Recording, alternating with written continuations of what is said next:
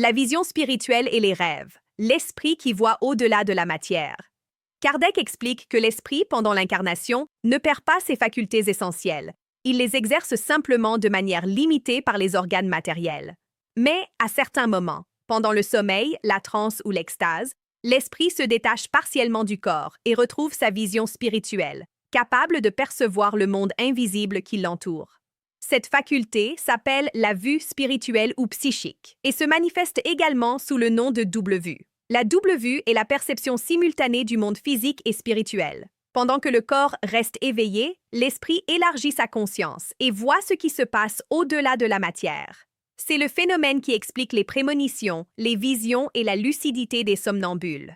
Kardec montre que cette faculté est naturelle et varie en intensité selon le degré de sensibilité et de pureté morale de chaque individu. Nos esprits élevés est constant et éclairé. Chez les incarnés, intermittent et limité par les imperfections du corps. La science moderne du cerveau commence à entrevoir les mécanismes qui permettent ces perceptions. Les recherches sur les états modifiés de conscience montrent qu'au cours du trance, le cerveau entre dans des fréquences θ et delta, favorisant des expériences hors du corps et des visions vives. L'activité électrique diminue, permettant à certaines zones du cortex responsables de l'autoperception de se désactiver partiellement, ouvrant la voie à des perceptions non locales.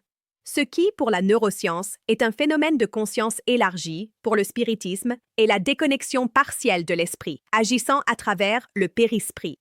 L'état de somnambulisme, dit Kardec, est la manifestation la plus évidente de l'indépendance de l'esprit par rapport au corps. Le somnambule agit sous la domination de son propre esprit, qui voit et ressent en dehors des sens corporels. C'est pourquoi il perçoit ce qui se passe à distance, lit dans les pensées et guérit par magnétisme, car il agit directement sur les fluides, sans le filtre matériel. La lucidité somnambulique est donc une forme temporaire de vision spirituelle. La neuroscience contemporaine désigne par conscience élargie les états où le cerveau synchronise des ondes lentes et cohérentes, permettant l'accès à des souvenirs profonds et à des perceptions au-delà du commun. Des expériences en laboratoire de sommeil montrent que, pendant le sommeil REM lucide, l'individu peut avoir une pleine conscience et interagir avec des réalités mentales hautement structurées. Pour le spiritisme, cela n'est pas une simple création du cerveau, mais l'esprit vivant des expériences réelles dans un autre plan d'existence, car le sommeil est l'émancipation partielle de l'âme.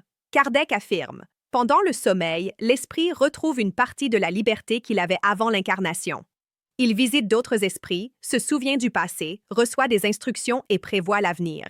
Les rêves, donc, sont en partie des souvenirs symboliques de ces expériences spirituelles. Beaucoup de rêves sont confus parce que le cerveau au réveil ne parvient pas à traduire intégralement les perceptions du plan spirituel. D'autres, cependant, sont si vivides et cohérents qu'ils laissent des impressions profondes. Ce sont des rêves spirituels, de véritables rencontres de l'âme hors du corps. La physique quantique de la conscience offre un parallèle intéressant. Diverses études suggèrent que l'esprit n'est pas confiné au cerveau, mais interagit avec un champ d'information universel. Dans ce champ, le temps et l'espace sont relatifs, exactement comme le décrivent les esprits à Kardec. Pendant le sommeil, la conscience peut se déplacer dans cet océan d'informations et percevoir des réalités subtiles, se libérant momentanément des coordonnées matérielles. Le périsprit est le véhicule de ces perceptions. C'est lui qui capte les vibrations spirituelles et les traduit à l'esprit. Lorsque le corps dort, le périsprit se détache, mais reste relié par des liens fluidiques qui assurent la vie.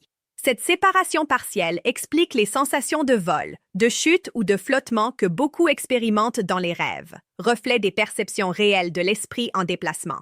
La psychologie transpersonnelle et la neuroscience intégrative reconnaissent déjà que les rêves peuvent contenir des informations transformatrices et même curatives.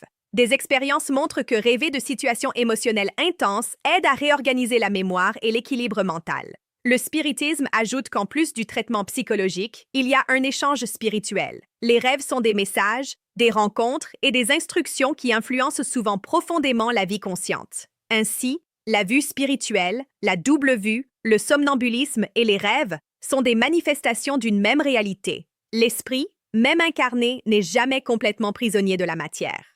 Une âme voit, ressent et agit dans le monde spirituel, et le corps n'est qu'un instrument temporaire de son expression. Ces phénomènes prouvent que l'homme est un être de deux mondes, et que la vie spirituelle est une continuité de la vie présente. Comprendre la vision spirituelle, c'est comprendre la nature éternelle de l'être. L'espiritisme unit ce que la science étudie et ce que la foi pressent. La conscience est immortelle, et le rêve est le pont qui nous le rappelle. Si cette réflexion vous a apporté lumière et espoir, partagez-la.